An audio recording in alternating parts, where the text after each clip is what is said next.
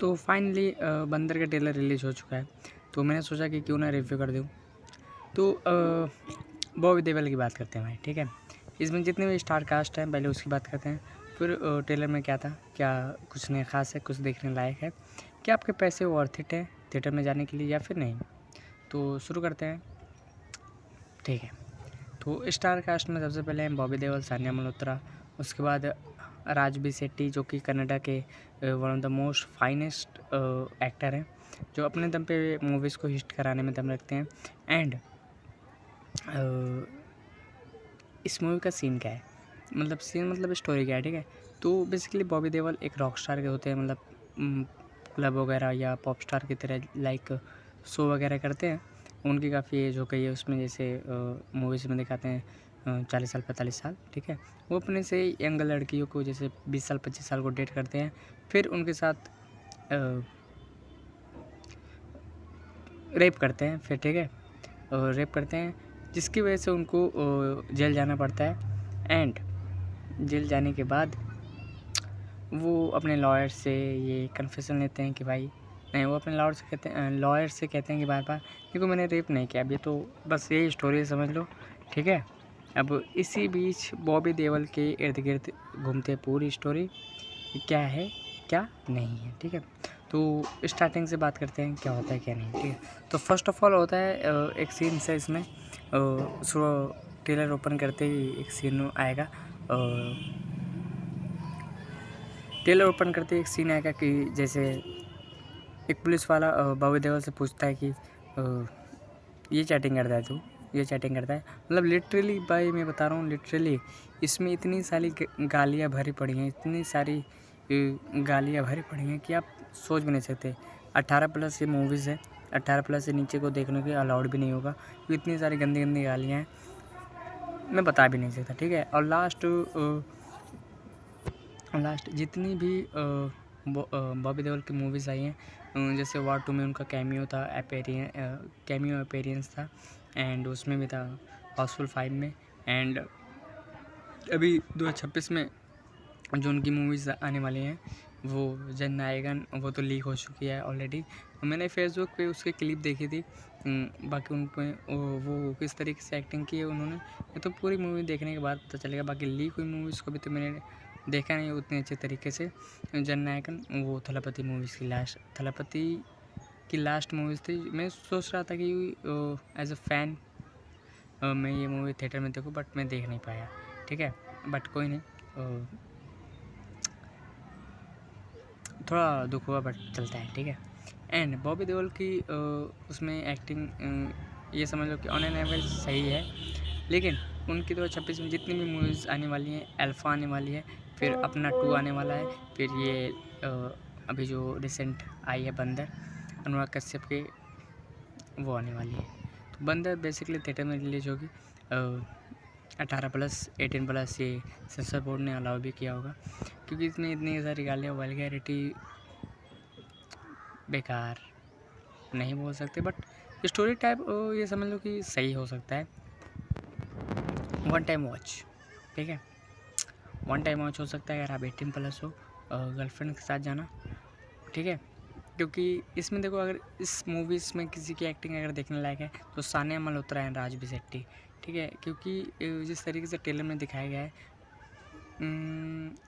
किसका, राजबी शेट्टी का जो जेल वाला सीन था, उसमें कुछ ही पल के लिए नज़र आए थे ट्रेलर में, लेकिन क्या भाई साहब क्या एक्टिंग की है, कुछ ही पल में जो एक्टिंग की है भाई राजबी शेट्टी ने, अमेजिंग अमेजिंग। मैं कहूँगा भाई कन्नड़ा इंडस्ट्री के one of the most youngest बोल सकते हैं, क्योंकि अभी उनकी मूवी आई थी उनके साथ उपेंद्र के साथ, एंड उपेंद्र एंड किच्चा सुदीप के साथ बोल सकते हैं। उपेंद्र के साथ आई थी या नहीं, हाँ, उनकी दिसंबर में मूवीज़ आई थी कि ओह यार मैं फॉरगेट कर रहा हूँ थोड़ा, हाँ, पुनीत राजकुमार जो कनाडा के अब नहीं रहे, उनका निधन हो गया है, उनके भाई शिव राजकुमार, उनके साथ, एंड उपेंद्र के साथ मूवी आई थी उनकी राजबी शेट्टी के दिसंबर में।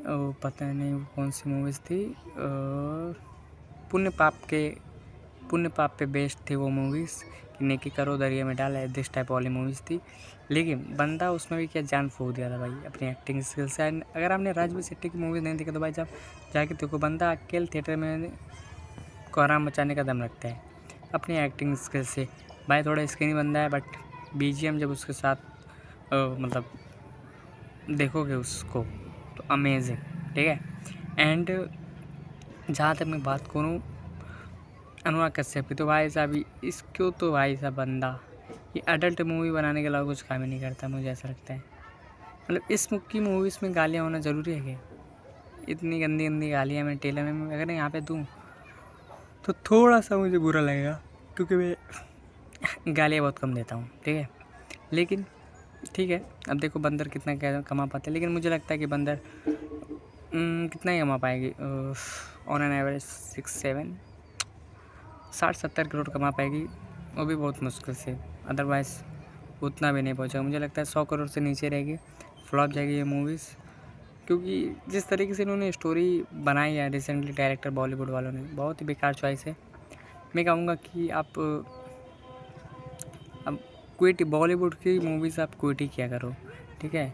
पहले ट्रेलर देखा करो स्टोरी अच्छी है कि नहीं, उसके बाद ही जाया करो। जैसे लास्ट टाइम मैंने थिएटर में जब देखा था मूवीज़, अभी लास्ट दृश्यम आई है मलयालम इंडस्ट्री से, जीतू जोसेफ क्या काम भाई किया था भाई, क्या काम किया है भाई, तारीफ़ के काबिल, ठीक है। लेकिन इन जब चूतियों को देखता हूँ ना बॉलीवुड के डायरेक्टर या राइटर को, तो पता नहीं क्यों गुस्सा आता है। इनको कोई लगता है स्टोरी बनाने में, ये मतलब अच्छी स्टोरी बनाने में ज़्यादा मेहनत नहीं करते ये, बस इनके पास अंधा पैसा है, बस वही लगा देते हैं कि लो भाई जो बना, ठीक है। ऑडियंस तो चूतिया है ही नहीं, कोई भी मूवीज़ देख लेगी, ऐसा नहीं है भाई। अब तो क्वालिटी कंटेंट चलता है, क्योंकि अभी इंटरनेट का ज़माना आ गया है, रील्स वगैरह तो भाई चलते रहते हैं। अब ऑडियंस को फ्रेशनेस चाहिए, कुछ नया चाहिए स्टोरी में। ऐसा नहीं आप रीमेक बना के डाल देते हो तो चल जाएगी, नहीं। अब तो चाहिए ऑडियंस को कुछ नया, कुछ फ्रेश, कुछ न्यू स्टोरी के साथ। वरना फिर अब तमिल, तेलुगु, मलयालम सिनेमा तो भाई सब डोमिनेट करेगी बॉलीवुड पे। अदरवाइज़ अगर बॉलीवुड को कमबैक कराना है, जहाँ अगर आपने देखा होगा लास्ट जब शाहरुख खान की मूवी आई थी पठान, तो उससे पहले बहुत स्ट्रगल कर रही थी बॉलीवुड, बहुत स्ट्रगल कर रही थी। कोई भी ऐसी मूवीज़ नहीं दे पाई थी अपने दम पे जो 500-600 करोड़ के बाद आई हो, 500-600 करोड़ कमाई हो, ठीक है। बहुत स्ट्रगल कर रही थी जब पठान आई थी शाहरुख खान की, उससे पहले, ठीक है। लेकिन जब बॉलीवुड का कमबैक कराया किसने? शाहरुख खान ने। पठान दी, डंकी दी, फिर जवान दिया, भाई साहब तीनों लगातार 500 करोड़ के पार, ठीक है। ये होता है भाई साहब असली सुपरस्टार शाहरुख खान।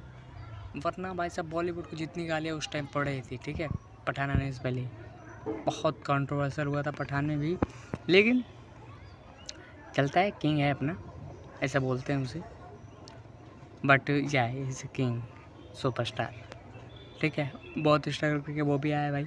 जब वो अपने 90s में करियर बना रहा था तो उसके सामने नेपो किड्स सलमान खान थे, and nepo kids Rishi Kapoor भी थे, संजय दत्त भी थे, आमिर खान भी थे, बहुत सारे ऐसे स्टार थे जो नेपो किड्स से थे। बट फिर भी बंदा लगा रहा अपनी मूवीज़, अपने काम को ज़्यादा फोकस किया, देन फिर वो आज जाके इतना बड़ा सुपरस्टार बना है। अदरवाइज़ वहाँ पर अगर उसने क्विट कर दिया होता तो आज ये सारी मूवीज़ नहीं देखने को मिलती, ना ही अपने इंडिया का इतना सुपरस्टार मिलता है, ठीक है। लेकिन बंदर की जहाँ बात करें बॉबी देओल की, तो भाई साहब इनकी अब मुझे लगता है अभी इनकी अब करियर एंड करना चाहिए, इनको रिटायरमेंट ले लेना चाहिए एक्टिंग से। ऐसा नहीं ये बस पैसे के लिए है, मुझे लगता है अभी सब जितने भी एक्टर्स हैं ना, जिनको 30-35 साल हो गई, जिनको अब एज ए लीड रोल नहीं लिया जाता, वो सिर्फ पैसे के लिए काम करते हैं, अपने एक्टिंग प्रूव करने के लिए नहीं काम करते। वरना मुझे नहीं लगता ये बेस की एक्टिंग करते हैं यार एकदम, मतलब ना कोई उनमें कोई ऐसे हंगर नज़र आता है, एक्टिंग के लिए पैशनेट रहते हैं। मुझे लगता है आते हैं, हाँ वो क्या करना है, हाँ ये करना है, ठीक है, ये करके चले जाते हैं। वो काम के लिए वो एक पैशनेट रहता है, वो जो हंगर रहता है वो ख़त्म हो गया है मुझे लगता है। बहुत ही कम, शाहरुख खान में तो अभी भी स्टिल बाकी है कि वो बनता। उनके एक इंटरव्यू देख रहा था मैं, वो बोलते हैं कि भाई साहब मेरा ड्रीम ये है कि मैं जब डायरेक्टर कट बोले तो मेरी वहीं पे डेथ हो जाए, ऐसा उन्होंने बोला इंटरव्यू में।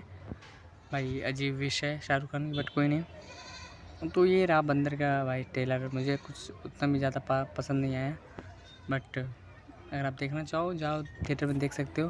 मुझे बहुत बोरिंग लगा, इतने बोरिंग लगा कि मुझे नींद आ रही है। तो ओके गाइस, मिलते हैं अगले वीडियो में, तब तक के लिए बाय।